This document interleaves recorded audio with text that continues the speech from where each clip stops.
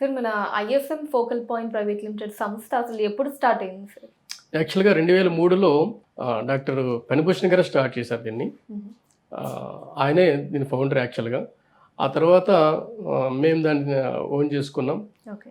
So మేము own చేసుకున్న తర్వాత 2003 నుంచి 2010 వరకు మేనేజ్మెంట్ లెవెల్గా నడిపించాం.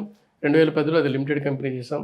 ఎప్పుడైతే కిర్గిస్తాన్లో ఐహెచ్ఎస్ఎం మా ఓన్ యూనివర్సిటీ అయిందో, అంటే ఆ యూనివర్సిటీలో మేము ఓన్ చేసుకున్న తర్వాత యూనివర్సిటీ వాళ్ళు మాకు ఒక సర్టిఫికేట్ ఇచ్చారు. అదేంటంటే ఇండియన్ రిప్రజెంటేటివ్గా మా ఒక్కరికే సర్టిఫికేట్ ఇచ్చారు, ఇంకెవరు చేసే ఛాన్స్ లేకుండా ఇండియా మొత్తానికి.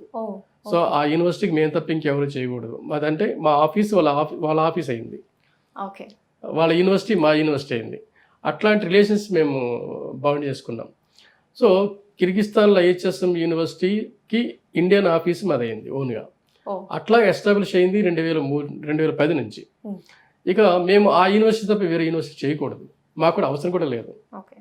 సో 2003 నుంచి రెగ్యులర్గా అప్పటి నుంచి ఇప్పటికి వేరే యూనివర్సిటీలు చేస్తున్నా సరే ఐహెచ్ఎస్ఎం యూనివర్సిటీ మాత్రం కంటిన్యూ అవుతుంది. ఇప్పుడు అది ఒకటే ఎక్కువ చేస్తున్నాం.